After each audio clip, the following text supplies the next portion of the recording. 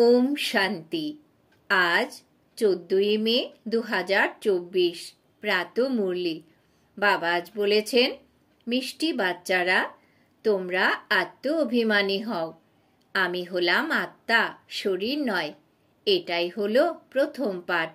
এই প্রথম পাঠটাই সবাইকে ভালোভাবে শেখাও। আজকের প্রশ্ন, জ্ঞান শোনানোর সঠিক পদ্ধতি কি? কোন বিধিতে জ্ঞান শোনাতে হবে? উত্তর, জ্ঞানের কথাগুলো অতি আনন্দ সহকারে শোনাও, বাধ্যতামূলকভাবে নয়। তোমরা নিজেদের মধ্যে বসে জ্ঞানের বিষয়ে আলোচনা করো, মনন চিন্তন করো এবং তারপর কাউকে শোনাও। যদি নিজেকে আত্মা নিশ্চয় করে তারপর অন্য আত্মাকে শোনাও, তবে যে শুনবে সেও খুশি হবে। ওম শান্তি। বাবা তোমাদেরকে আত্ম অভিমানী বা দেহি অভিমানী হয়ে বসতে বলেন, কারণ আত্মার মধ্যেই ভালো অথবা খারাপ সংস্কার ভর্তি হয়। আত্মার উপরেই সব কিছুর প্রভাব পড়ে। আত্মাকেই পতিত বলা হয়। পতিত আত্মা তো নিশ্চয়ই কোনো জীব আত্মাকেই বলা যাবে। আত্মা তার শরীরের সাথে থাকে। প্রথম কথা হলো আত্মিক স্থিতিতে বসো। নিজেকে শরীর নয়, আত্মা রূপে অনুভব করো। আত্মাই তো এই সকল অঙ্গ প্রত্যঙ্গ পরিচালনা করে। প্রতি মুহূর্তে নিজেকে আত্মা রূপে অনুভব করলে পরমাত্মার কথাও স্মরণে থাকবে। যদি শরীরের কথা মনে থাকে, তবে শারীরিক পিতার কথাও মনে আসবে। তাই বাবা বলেছেন, আত্ম অভিমানী হও। বাবা স্বয়ং শিক্ষা দিচ্ছেন। এটাই হলো প্রাথমিক শিক্ষা। তোমরা আত্মারা হলে অবিনাশী, এই শরীরটা বিনাশী। আমি হলাম আত্মা। এই প্রাথমিক শিক্ষাটাকে যদি বারবার স্মরণ না করো, তাহলে অপোক্ত থেকে যাবে। আমি হলাম আত্মা, শরীর নয়। বাবা বর্তমান সময়ে এই রকম শিক্ষাই দিচ্ছেন। আগে কেউ কখনো এরকম শিক্ষা দেয়নি। বাবা তো বাচ্চাদেরকে আত্ম অভিমানী বানিয়ে জ্ঞান দেওয়ার জন্যই এসেছেন। তার দেওয়া প্রথম জ্ঞান হলো, হে আত্মা, তুমি এখন পতিত হয়ে গেছো, কারণ এই দুনিয়াটাই হলো পতিত দুনিয়া। প্রদর্শনীতেও তোমরা বাচ্চারা অনেক জনকে বোঝাও। যদি অনেক প্রশ্নোত্তর করে, তাহলে সারাদিনে যখন অবসর সময় পাবে, তখন নিজেদের মধ্যে আলোচনা করা উচিত যে ওই ব্যক্তি কি প্রশ্ন করেছিল আর আমি কি উত্তর দিয়েছি। তারপর তাকে ওইভাবে না বুঝিয়ে অন্যভাবে বোঝাতে হবে। সকলের বোঝানোর যুক্তি একই রকম হয় না। আসল কথা হলো, নিজেকে আত্মা মনে করো নাকি শরীর মনে করো। সকলেরই দুইজন বাবা আছেন। যত দেহধারী আছে, সকলেরই একজন লৌকিক পিতা এবং পারলৌকিক পিতা রয়েছেন। লৌকিক পিতা থাকাটা তো কমন ব্যাপার। এখানে তোমরা অসীম জগতের পিতাকে পেয়েছ। তিনি নিজে বসে থেকে আমাদের মতো আত্মাদেরকে শিক্ষা দিচ্ছেন। তিনি একাধারে বাবা, টিচার এবং সদ্গুরু। এই বিষয়ে ভালোভাবে বোঝাতে হবে। তোমরা যখন কাউকে বোঝাও, তখন তোমাদেরকে যেসব প্রশ্নের সম্মুখীন হতে হয়, সেই সব প্রশ্নগুলো নিয়ে নিজেদের মধ্যে আলোচনা করতে হবে। যে খুব বিচক্ষণ, তাকেও সেই আলোচনাতে রাখতে হবে। দিনের বেলা তোমরা কিছুটা সময় পেতে পারো। এমন যেন না হয় যে খাবার খাওয়ার পরেই ঘুম পেয়ে গেল। যে অতিরিক্ত পরিমাণে খাবার খায়, তারই ঘুম পায়, অলসতা আসে। দিনের বেলা নিজেদের মধ্যে আলোচনা করতে হবে। অমুক ব্যক্তি এই রকম প্রশ্ন করেছিল আর আমি এই রকম উত্তর দিয়েছি। অনেক রকমের প্রশ্ন করবে, তার যথাযথ উত্তর দিতে হবে। দেখতে হবে যে সেই ব্যক্তিকে কি আমি আকৃষ্ট করতে পেরেছি, সে কি সন্তুষ্ট হয়েছে, না হলে তার সাথে যোগাযোগ রাখতে হবে। যে খুব বিচক্ষণ তাকেও এই আলোচনাতে থাকতে হবে। এমন যেন না হয় যে খাবার খাওয়ার পরেই ঘুম পেয়ে গেল। দেবতারা সর্বদা খুশিতে থাকত বলে তারা খাবার খুব কম খেত। তাই বলা হয় খুশির মতো পুষ্টিকর আহার অর্থাৎ খোরাক নেই। বাচ্চারা, তোমাদের তো খুব খুশি হওয়া উচিত। ব্রাহ্মণ হওয়াটাই তো খুব খুশির ব্যাপার। যে এখানে খুশি অনুভব করতে পারে সেই ব্রাহ্মণ হয়। দেবতাদের কাছে সম্পত্তি, রাজপ্রাসাদ সব কিছুই ছিল, তাই তারা সর্বদাই খুশিতে থাকত। তাই তাদের কাছে সেই খুশিটাই যথেষ্ট ছিল। খুশিতে থাকলে খাবার খুব কম খাবে এবং সূক্ষ্মভাবে খাবে, এটাই নিয়ম। অতিরিক্ত আহার করলেই বেশি ঘুম পাবে। যার বেশি ঘুম পায় সে কাউকেই বোঝাতে পারবে না। হয়তো কখনো বাধ্য হয়ে কাউকে কিছু শোনাবে, কিন্তু এই সব জ্ঞানের কথা তো খুব আনন্দ সহকারে সবাইকে শোনানো উচিত, তাহলে সহজেই বোঝানো যাবে। আসল কথা হলো বাবার পরিচয় দেওয়া। ব্রহ্মাকে তো কেউই জানে না। ইনি হলেন প্রজাপিতা ব্রহ্মা। এনার অনেক প্রজা রয়েছে। ইনি কিভাবে প্রজাপিতা ব্রহ্মা হলেন সেই বিষয়েও ভালোভাবে বোঝাতে হবে।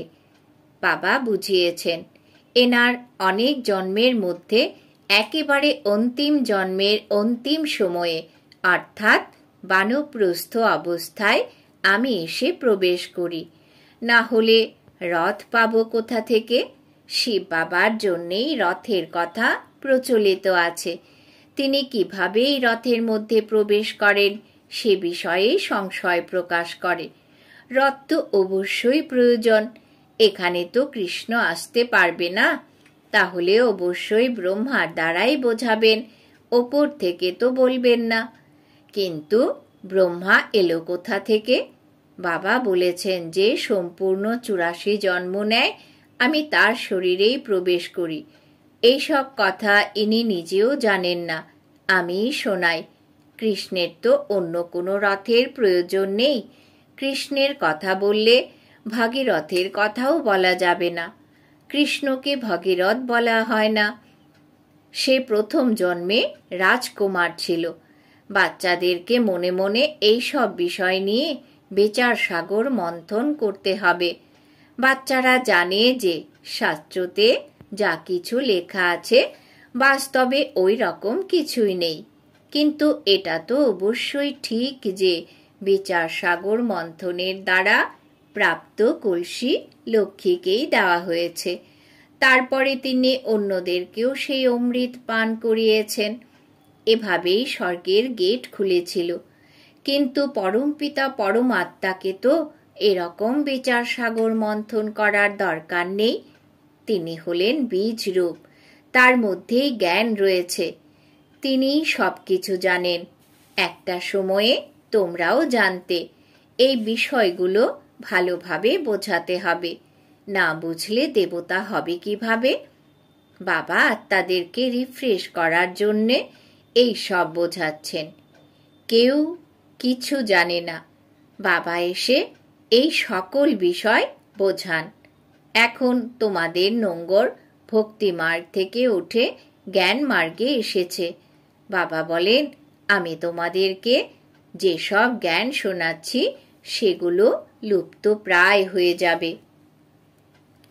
একজন হলেন নিরাকার পিতা, আরেকজন হলেন সাকার পিতা। তোমাদের খুব ভালোভাবে বোঝানো হলেও মায়া আকৃষ্ট করে নোংরা দুনিয়ায় নিয়ে চলে যায়, পতিত হয়ে যায়। বাবা বলছেন, তুমি কাম বিকারের চিতায় দগ্ধ হয়ে একেবারে কবরস্থানে এসে গেছো। এরপর এখানেই পরিস্থান হবে। এখানে অর্ধেক কল্প যাবৎ পরিস্থান থাকে এবং তারপর অর্ধেক কল্পের জন্য কবরস্থান হয়ে যায়। শীঘ্রই সবাই কবরে চাপা পড়বে। তোমরা সিঁড়ির ছবি নিয়েও ভালোভাবে বোঝাতে পারো। এটা হলো পতিতদের রাজত্ব। এই রাজ্যের বিনাশ তো অবশ্যই হবে। এখন এই ভূমিতে কবরস্থান রয়েছে। এরপর এই ভূমিটাই পরিবর্তিত হয়ে লৌহযুগী থেকে স্বর্ণযুগী হয়ে যাবে। তারপর এক সময় 2 কলা কমে যাবে। 5 তত্ত্বের কলাও যখন কম হয়ে যায়, তখন তারা উপদ্রব শুরু করে। তোমরা সবাইকে খুব ভালোভাবে বোঝাও। যদি কেউ বুঝতে না পারে, তাহলে সে করি তুল্য, কোনো মূল্যই নেই। বাবা এসেই সঠিক মূল্যবোধের শিক্ষা দিচ্ছেন। হিরেতুল্য জন্মের গায়ন রয়েছে। আগে যখন তোমরাও বাবাকে জানতে না, তখন তোমরাও করিতুল্য ছিলে। এখন বাবা এসে হিরেতুল্য বানাচ্ছেন। বাবার কাছ থেকেই তোমরা হিরেতুল্য জন্ম পাও। তাহলে পুনরায় করিতুল্য হয়ে যাও কেন? তোমরা তো ঈশ্বরীয় সন্তান, তাই না? গায়ন আছে, তোমরা তো আত্মা এবং পরমাত্মা অনেক দিন আলাদা থেকেছে। যখন আত্মা ওখানে শান্তিধামে থাকে, তখন সেই মিলনে কোনো লাভ হয় না। ওটা হলো কেবল পবিত্রতা বা শান্তির স্থান। এখানে তোমরা জীবাত্মারা রয়েছ এবং পরমাত্মা পিতার কোনো নিজস্ব শরীর না থাকার কারণে তিনি অন্য একটা শরীরে প্রবেশ করে তোমাদের মতো বাচ্চাদেরকে পড়াচ্ছেন। তোমরা বাবাকে জেনেছ এবং তাকে বাবা বলে সম্বোধন করো। বাবাও তোমাদেরকে বাচ্চা বলে সম্বোধন করেন। লৌকিক পিতাও বলে, বাচ্চারা তোমরা এসো, তোমাদেরকে মিষ্টি খাওয়াবো। সঙ্গে সঙ্গেই সবাই চলে যাবে। এখানেও বাবা বলছেন, বাচ্চারা তোমরা এসো, তোমাদেরকে আমি বৈকুণ্ঠের মালিক বানাবো। তাহলে নিশ্চয়ই সবাই দৌড়ে যাবে। মানুষ প্রার্থনা করে, তুমি এসে আমাদের মতো পতিতদেরকে পবিত্র বানিয়ে পবিত্র দুনিয়ার মালিক করে দাও। যদি বিশ্বাস থাকে, তাহলে তো অবশ্যই মানতে হবে। বাচ্চারাই আমাকে ডেকেছে। আমি তো বাচ্চাদের জন্যই আসি। এসে বাচ্চাদেরকে বলি, তোমরা আমাকে ডেকেছিলে, তাই আমি এখন এসেছি। বাবাকেই তো পতিত পাবন বলা হয়, তাই না? গঙ্গা অথবা অন্য কোনো নদীর জলের দ্বারা তো তোমরা পবিত্র হতে পারবে না। অর্ধেক কল্প ধরে তোমরা ভুলের মধ্যে ছিলে, হয়তো ভগবানের খোঁজ করে, কিন্তু কেউ কিছু বোঝে না। বাবা বলেন, আমার বাচ্চারা, তখন বাচ্চাদের অন্তর থেকে উল্লাস সহিত আওয়াজ আসা উচিত, আমার বাবা। কিন্তু ততটা উল্লাসের সহিত আওয়াজ বেরোয় না। এটাকে দেহ অভিমান বলা হয়, দেহি অভিমানী নয়। তোমরা এখন বাবার সম্মুখে বসে আছো। অসীম জগতের পিতাকে স্মরণ করলে অসীমের বাদশাহীও অবশ্যই স্মরণে আসবে। এই রকম বাবাকে কত ভালোবাসার সাথে উত্তর দেওয়া উচিত। তোমরা ডেকেছ বলেই বাবা এসেছেন। ড্রামা অনুসারে 1 মিনিটও আগে পরে হবে না। দুনিয়ায় সকলেই বলে, হে পিতা, দয়া করো, মুক্ত করো। আমরা সবাই রাবণের জেলে বন্দী। তুমি আমাদের পথ দেখাও। তাই বাবা আমাদের গাইড রূপে পথ দেখান। সবাই তাকে আহ্বান করে, হে মুক্তিদাতা, হে গাইড, তুমি এসে আমাদেরকে পথ দেখাও। আমাদেরকে তোমার সাথে নিয়ে চলো। তোমরা এখন সঙ্গমে রয়েছ। বাবা সত্যযুগ স্থাপন করছেন। এটা হলো কলিযুগ।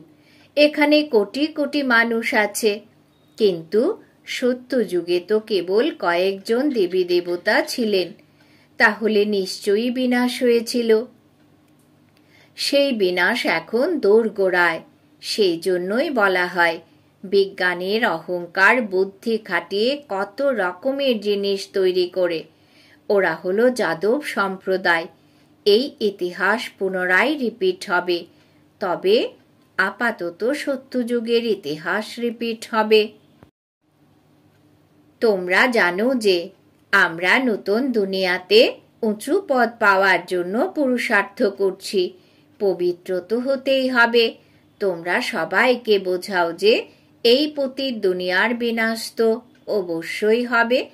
তোমাদের বাচ্চারাও জীবিত থাকবে না, কোনো উত্তরাধিকারীও থাকবে না, আর কেউ বিয়েও করবে না। অনেকটা সময় অতিবাহিত হয়েছে, আর সামান্যই আছে। যে সামান্য সময় অবশিষ্ট আছে তার হিসাব রয়েছে। আগে এই রকম বলা হতো না, এখন খুবই কম সময় আছে। আগে আগে যারা শরীর ছেড়েছে তারা পুরুষার্থের ক্রম অনুসারে জন্ম নিয়েছে। কেউ হয়তো আবার এখানেই এসেছে, দেখেই বোঝা যায় যেন এখান থেকেই অন্য কোথাও চলে গিয়েছিল। সে জ্ঞানের বিষয় ছাড়া আর অন্য কোনো কিছুতেই আনন্দ পাবে না। মা বাবাকেও বলে দেয় যে আমি তো ওখানেই যাব। এই সব বিষয়গুলো খুব সহজেই বোঝা যায়। বিনাশ তো অবশ্যই হবে। যুদ্ধের প্রস্তুতিও দেখতে পাচ্ছ। অর্ধেকটা তো এদের যুদ্ধের সামগ্রীর পেছনেই অধিক খরচ হয়। কত রকমের এরোপ্লেন বানিয়েছে। বলা হয় ঘরের মধ্যে বসে থেকেই সবাই শেষ হয়ে যাবে। ড্রামা অনুসারে ওরা ওই রকম জিনিস তৈরি করে। হাসপাতাল ইত্যাদি কিছুই থাকবে না। ড্রামা অনুসারে ওরাও যেন বাবার কাছ থেকেই ইশারা পাচ্ছে। এই সব তো ড্রামাতেই রয়েছে। ওরা চায় কেউ যেন কখনো অসুস্থ না হয়, কিন্তু সবাইকে তো অবশ্যই মরতে হবে। রাম রাবণ সকলকেই যেতে হবে। তবে যে যোগের দ্বারা আয়ু বৃদ্ধি করবে তার অবশ্যই আয়ু বাড়বে, আনন্দ সহকারে দেহত্যাগ করবে। যেমন ব্রহ্মজ্ঞানের উদাহরণ দেওয়া হয়। ওরাও ব্রহ্মে যাওয়ার জন্য এরকম আনন্দ সহকারে দেহত্যাগ করে, কিন্তু ব্রহ্মে কেউ যেতে পারে না, আর কারোর পাপ নাশও হয় না। এখানেই পুনর্জন্ম নিতে হয়। বাবা এসে পাপ নাশের যুক্তি বলছেন। একমাত্র আমাকেই স্মরণ করো, আর কাউকে স্মরণ করো না। লক্ষ্মী নারায়ণকেও স্মরণ করো না। তোমরা জানো যে পুরুষার্থের দ্বারা আমরা এই রকম পথ প্রাপ্ত করছি। এখন স্বর্গ স্থাপন হচ্ছে। আমরা ওই রকম পথ পাওয়ার জন্য এখানে এসে পড়েছি, এখানে এসে পড়ছি। সব কিছুই পুরুষার্থের ক্রম অনুসারে। ওরা যে সাম্রাজ্যের অধিকারী ছিল, সেই সাম্রাজ্য সঙ্গম যুগে বাবা এসে স্থাপন করেন। তোমরা এমনভাবে বক্তৃতা দাও যাতে কারোর বুদ্ধিতে যথাযথভাবে তীর লেগে যায়। এখন আমরা হলাম ঈশ্বরীয় সম্প্রদায় এবং প্রজাপিতা ব্রহ্মার মুখবংশাবলী ভাই বোন। আমরা আত্মারা হলাম ভাই ভাই। ব্রহ্মা কুমার এবং ব্রহ্মা কুমারীদের বিয়ে হয় না। এটাও বাবা বুঝিয়েছেন যে কিভাবে কেউ পড়ে যায়। কাম বেকারের অগ্নি জ্বালাতন করে, কিন্তু তার সাথে ভয়ও থাকে যে আমি যদি একবার পড়ে যাই তাহলে সমস্ত উপার্জন নষ্ট হয়ে যাবে। কাম বেকারের কাছে পরাজিত হলে পদভ্রষ্ট হয়ে যাবে। কত বিশাল উপার্জন! দুনিয়াতে মানুষ কোটি কোটি উপার্জন করে, কিন্তু ওরা জানে না যে আর কিছু সময়ের মধ্যে সব বিনষ্ট হয়ে যাবে। যারা বোমা বানায় তারা জানে যে এই দুনিয়ার বিনাশ আসন্ন। ওরা ভাবে আমাদেরকে কেউ প্রেরণা দিচ্ছে, তাই আমরা এতগুলো বানাচ্ছি। আচ্ছা, মিষ্টি মিষ্টি হারানিধি বাচ্চাদের প্রতি মাতা পিতা বাপদাদার স্মরণের স্নেহ সুমন আর সুপ্রভাত। আত্মাদের পিতা তার আত্মারূপী বাচ্চাদেরকে জানাচ্ছেন নমস্কার।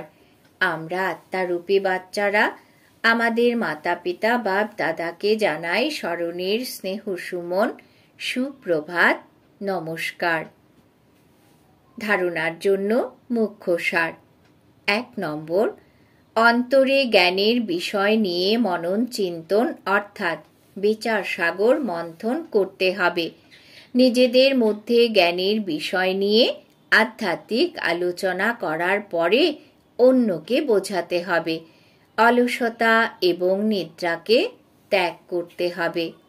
2 নম্বর, দেহি অভিমানী হয়ে আন্তরিক উল্লাসের সাথে বাবাকে স্মরণ করতে হবে। সর্বদা নেশা থাকা উচিত যে আমরা বাবার কাছে এসেছি কড়ি থেকে হিরে হওয়ার জন্য। আমরা হলাম ঈশ্বরীয় সন্তান। বরদান। বাবা আজ বরদান দিয়েছেন জ্ঞান সূর্য, জ্ঞান চন্দ্রমার সাথে সাথী হয়ে রাতকে দিন বানানো আধ্যাত্মিক জ্ঞান নক্ষত্র ভব। জ্ঞান সূর্য, জ্ঞান চন্দ্রমার সাথে সাথী হয়ে রাতকে দিন বানানো আধ্যাত্মিক জ্ঞান নক্ষত্র ভব। ব্যাখ্যা। যেরকম আকাশের তারারা রাতের বেলা প্রকটিত হয়, সেই রকম তোমরা আধ্যাত্মিক জ্ঞান নক্ষত্ররা, ঝলমল করতে থাকা নক্ষত্ররা ব্রহ্মার রাতে অর্থাৎ অজ্ঞানরূপী অন্ধকারে প্রকটিত হও। আকাশের নক্ষত্ররা রাতকে দিন বানাতে পারে না, কিন্তু তোমরা জ্ঞান সূর্য, জ্ঞান চন্দ্রমার সাথে সাথী হয়ে রাতকে দিন বানাও। সেগুলি হলো আকাশের তারা, আর তোমরা হলে ধরণীর তারা। সেগুলো হলো প্রকৃতির সত্তা, আর তোমরা হলে পরমাত্মার দিব্য নক্ষত্র। যেরকম প্রকৃতির তারামণ্ডলে অনেক প্রকারের তারা ঝলমল করতে দেখা যায়, সেই রকম তোমরা হলে পরমাত্ম তারামণ্ডলে ঝলমল করতে থাকা আত্মিক নক্ষত্র। স্লোগান। সেবার চান্স প্রাপ্ত হওয়া অর্থাৎ আশীর্বাদের দ্বারা ঝুলি ভরপুর করা। সেবার চান্স প্রাপ্ত হওয়া অর্থাৎ আশীর্বাদের দ্বারা ঝুলি ভরপুর করা। আজকের সমান আমি আধ্যাত্মিক জ্ঞান নক্ষত্র আত্মা। ওম শান্তি।